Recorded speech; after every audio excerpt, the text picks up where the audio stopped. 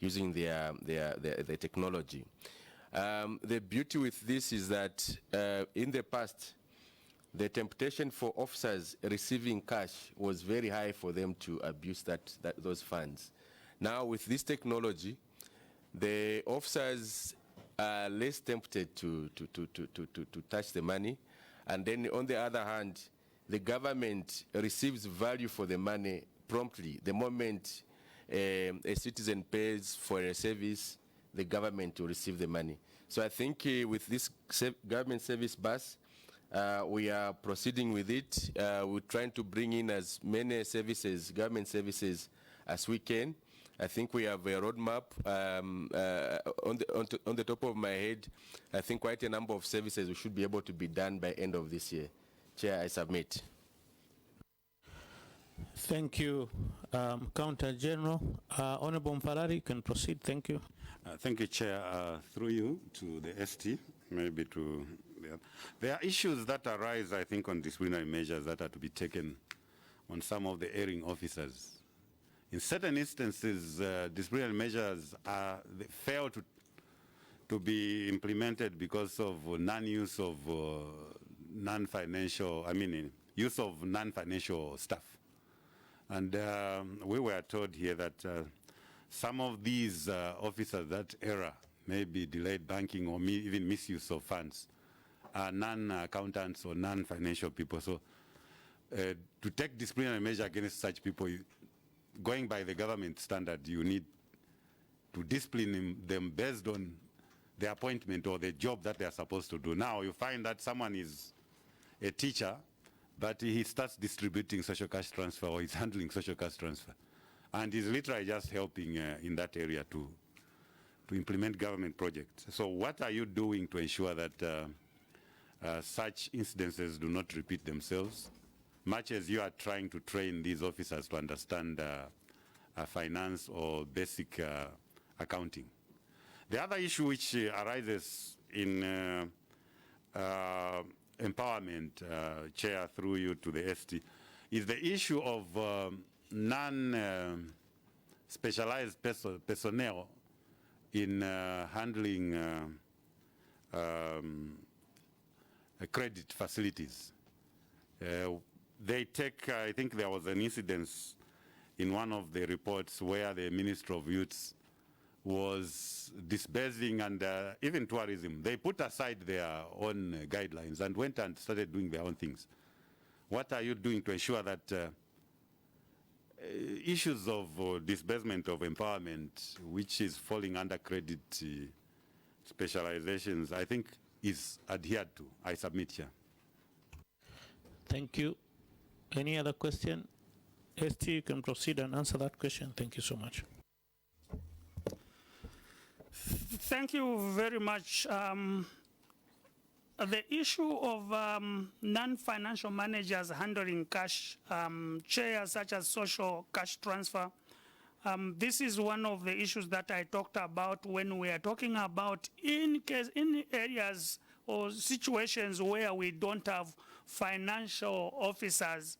And as at now, Chair, it is not possible for us to employ financial officers to the district levels, particularly when we look at the schools, primary, secondary schools, and others. And this is where the improved governance, accountable governance for improved service delivery project under USAID, we have partnered with them to try and see how we can then be able to identify some of these non-financial staff, teach them, and we have partnered with the NIPA colleagues to provide some training and some certifications, and we then would be able to say, with the guidelines that we provide, simplified for them to be able to understand, with the certifications, we can agree on their performance and what should be done and what should not be done. That is the entry measure, Chair, that we put. But going forward, Chair, social cash transfer, for instance, we are hoping and we are working with Smart Zambia and we are working with the Electoral Commission of Zambia, where, for instance, we are looking at the FISIP, and we are hoping that we can then roll on to the social cash transfer, where we can use the biometrics. And with the use of the biometrics, Chair, we are hoping that instead of officers carrying hard cash to go and pay, there would be some service provision centers at some central location where the beneficiaries would go and be able to be checked biometrically, and then they would be able to get that. So we are looking at forward-looking to have a little or cashless society where we can use most of these technologies. We understand the challenges, particularly in the rural areas, and we can find a solution that fits those challenges as we are looking to that. The issue of non-specialized personnel in handling credit facilities. Chair, the unfortunate part is that we see that in the previous, this became very common. And again, I will give an example where I asked my colleagues in the National Road Fund Agency and RDA, when we saw the procurement and the signing of such contracts, and I'm telling them, you guys are expert. Why would you do such a thing? And their response was very simple. Sir, you refused to do some of the things because you knew even when you left government, you would still survive because you do consultants. For some of us, when we leave these jobs, there's nowhere else we can go. Now, the person who has given us these jobs is telling us to do something. It is very difficult for us to say no, sir. So it's not that the officers don't know what to do, but because they were asked to do that, and for them, because they were asked by the authorities, therefore they had the authority to do that. And I think what I can ask on this chair is that the executive working with the legislative, can we probably find a middle ground where such authorities cannot be given, and probably when such authorities are given, that the officers may not be able to undertake. I'll give you an example of a situation in Kenya, Chair, where the immigration and the chief police officer went and arrested a Kenyan because there was an understanding that the party was against that Kenyan and therefore he should be arrested. And when they went to court, Uhuru Kenyatta, as president, said, it is not government that are not going to pay for the misuse. You, the officers, you knew, and this is why we employed you, because you are professionals. You should have advised. And because you decided to do a wrong thing, government will not lose this money from the lawsuit. You are going to pay it from your pension or benefits. And that sent a signal, because then the officer knew that I cannot follow wrong instructions. So we look forward that we can reach a point, Chair, where the officers are protected when they are doing the right thing and they are not victimized. What we saw, what we have often seen, is that when an officer comes to advise me and saying what you are doing, ST, is the wrong thing, then I'll say, remember that I'm appointed by the president, who are you? I recommend for that officer to be fired, and he's fired. And there is no procedure that shows that this officer can take a recourse because they were doing the right thing and they should be protected. I thank you, Chair. Thank you, ST, for those answers to the questions. Honorable Wamnyima can proceed. Then Honorable Kalalo was at your hand. Then Honorable Kalalo proceed in that manner. Thank you. And after that, Honorable Chairperson. Honorable Mumba, you had your hand? Yes, I will proceed after my two colleagues. Thank you. Thank you. Thank you. All right. Thank you. Honorable Wamnyima can proceed. Thank you. Thank you, Chair, and thank you, ST, for your elaborate submission. ST, the interim report on the utilization of COVID-19 fund, the committee has noted with concern that under the DMMU, there is no National Disaster Relief Trust Fund. And this Disaster National Relief Trust Fund is provided for under the Disaster Management Act of 2010, Section 30, which establishes and compels that the DMMU must have a disaster management, relief fund. So we've seen a situation where in this committee, donations given to the DMMU are not accounted for. They may actually be distributed as things procured. What is your position in operationalizing this fund, given that the DMMU itself, which has appeared before this committee, has not given any roadmap, and considering that this has been in the law since 2010? I submit. Honorable Kalalo, you can proceed. Thank you, Chair. ST, I just wanted to take you back to where you said that currently there is no procedure that can be followed for a civil servant who is maybe abused or mistreated to take recourse. For me, what I think is that under the existing terms and conditions, I feel civil servants are protected, as well as public service workers, or maybe that may be needed, is to do more sensitization and orientation, because if we start thinking that civil servants are doing certain things or are doing certain wrong things because they are being instructed by politicians, we may be encouraging them to continue doing that, because even in future they can come and use that same reason. I strongly feel a civil servant shouldn't use a justification that I did this wrong thing because of ABCD. For us in accountants, issues of ethics, it's very, very serious. Even when you go to Zika, such a civil servant can be penalized and maybe even blacklisted. You are not supposed to do something wrong on the basis that your superior has instructed you to do that and you are afraid of keeping your job. So I think on this one, ST, we might, well, you said we need to find a middle ground, and I think you have a point, but we need also to just act strongly on such civil servants who are trying to hide behind, you know, the notion that they were instructed to do certain things and they were afraid of losing their jobs. Thank you so much, Chair. Thank you. Honorable Mumba, you can proceed. Thank you very much, Chairperson.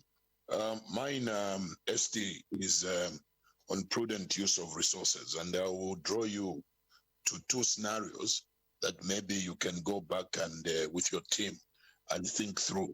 I'll take you to youth empowerment funds.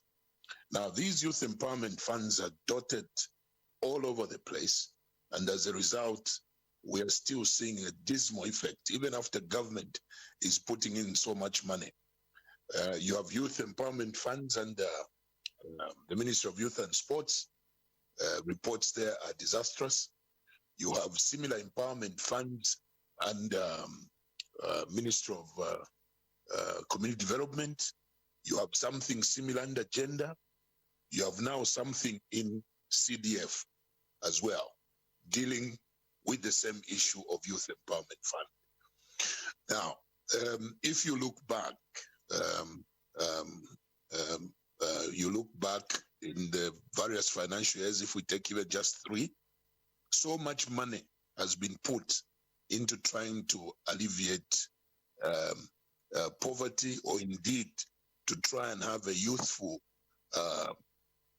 group that is contributing to the economy. Now, I wanted to find out from you, going by the past experience, what, as Secretary to Treasury, who has come in with a lot of energy and a clear vision, how you intend to optimize the outcome of these funds that we are given. Because if we look back, it is as good as a pitless pit. There has been nothing that has come out of these empowerment funds. In fact, to the contrary, it's been more and more poverty. That's number one. The number two, again, if I take you to just the last 3 years, on one hand, you have increased the number of social cash transfer beneficiaries. all right? Again, these are individuals that are collecting money because we believe they are not doing well financially. But again, when it comes to data collection in trying to again optimize this resource, which is highly limited, we don't know whether those that are enjoying social cash transfer benefits are also beneficiaries of FISIP, who eventually contribute the 400, and because we're calling them vulnerable farmers, they end up getting all these benefits, sell the maize to FRA, come back again on the ladder of again the poor, who again benefit from social cash transfer.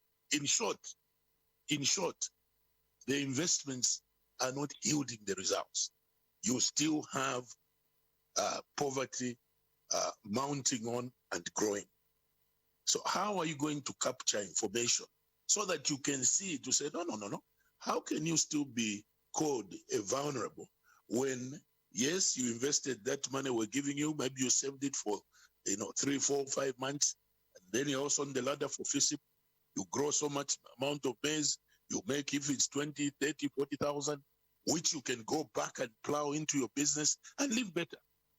So those two scenarios, how can you as ST and your team try and unravel them so that we can see the benefit of this taxpayers' money, which is supposed to see us get out of poverty or indeed see some improvement in people's lives? Thank you, Chairperson. Thank you, Honorable Mumba, for that lengthy elaboration. We appreciate. ST will take up and answer the 3 questions from the honorable members. ST, you can proceed. Thank you. Thank you very much, Chair. The first is the question on the National Disaster Relief Fund. Chair, the delay in this has been as a result of us trying to put the financial guidelines. I am informed that these guidelines have since been developed, and my officer, the Accountant General, has been leading the development of these guidelines, and I'll ask him to amplify on this matter. In terms of this issue, the other issue, probably let me contextualize it, Chair, that obviously under the existing terms and conditions, the civil servant is supposed to be protected. But the truth of the matter is that they are not protected. We saw a lot of retirement in national interest for people that did this. And Chair, let me give you this clear example. Before the current chief executive at ZPPA, there was a very young, brilliant man who was the chief executive. And there was a procurement that was taking place in the Ministry of Health.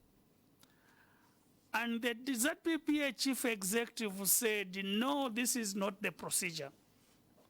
And the guy who was involved in that procurement goes to the ZPPA chief executive. And I'm telling this story because I met this chief executive when I was a consultant. And he puts his leg on the chair and starts tying the shoelaces, and he's asking the ZPPA chief executive, so you are the one who is saying this procurement cannot go ahead. And the ZPPA chief executive politely says, yes, it cannot go ahead because of these challenges. And says, oh, okay, thank you very much, I hear you. What is your name, sir? And he gave the name.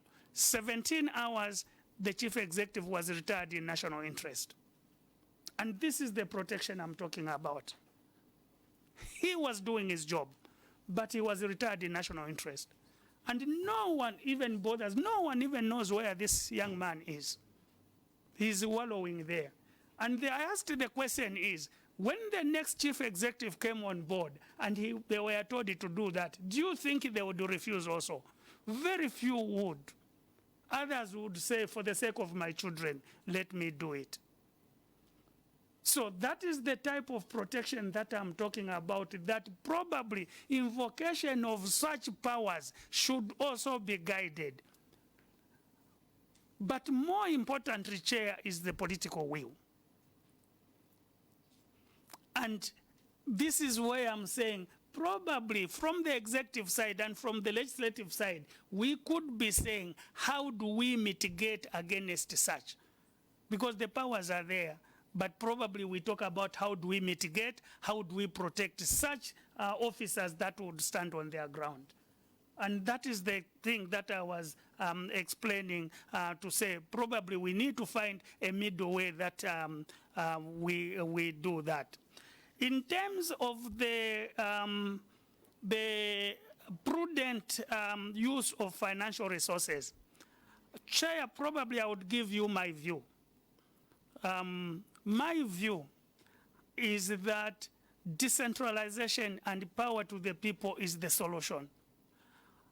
It is very difficult that the PS in the Ministry of Youth will identify the needs of the youth in Kaputa. And in my view, the CDF, which we are using now as a pilot, we are hoping that the CDF would work well in most of the constituencies. And this is why, as Treasury, we have committed that we work closely with the Ministry of Local Government. We are working with them to make sure that we train the CDF committees. We are working with them so that we train the councils. We have gone further as Treasury Chair and asked for IDA 19 financing to do a project in decentralization. And so far, we are discussing that project. And if the World Bank would go to the board, we are very hopeful that that project will succeed and we'll get $100 million under that project to make sure that we build the capacity, we bring in the necessary infrastructure requisites that is going to make this decentralization work. And once this works, Chair, we think we can start winning off some of these funds that are sitting in the Ministry of Youth, that are sitting in Ministry of Community Development, that are sitting in gender. We take them to the constituencies so that the people themselves in those constituencies, Chair, can make a decision, can decide who benefits, can decide how a revolving fund is. We haven't tested this. But I'm sure most of you know a lot of women are doing what is called chirimba. They lend themselves, they get interest, at the end of the day, they share the profits. And when you look at that model, Chair, I was a consultant under financial sector deepening Zambia when I was a consultant. And we went through that. It is a model that can work, that we can replicate with the government money. What we intend to do, Chair, the government gives a grant to the constituencies. The constituencies creates a revolving fund so that all the women, all the youth, probably later on will realize that it is working well and we include men in there and it works there. We have seen under the Chirimba where there is self-regulation, self-discipline. And we think this would work because the people in the market themselves will know this is our money and they will identify the person who can abuse this money. And we think they will protect themselves against any external forces that come. So that is my personal view, Chair, and this is where we think we should be going, and we think that the Constituency Development Fund will be increasing while the other funding will be reducing. And at the end of each, Chair, this is just a pilot, we are looking at decentralization by devolution as provided for in the Constitution. And we think that then we decentralize all this and the center will remain with providing policy and making sure that the standards are provided and the resources go straight to the districts and are used in the districts, Chair. Thank you. Maybe Accountant General can comment on the financial guidelines for the National Disaster Relief Trust Fund. Then we can proceed. Thank you. Thank you, Chair. Through the Secretary to the Treasury, we've made a lot of progress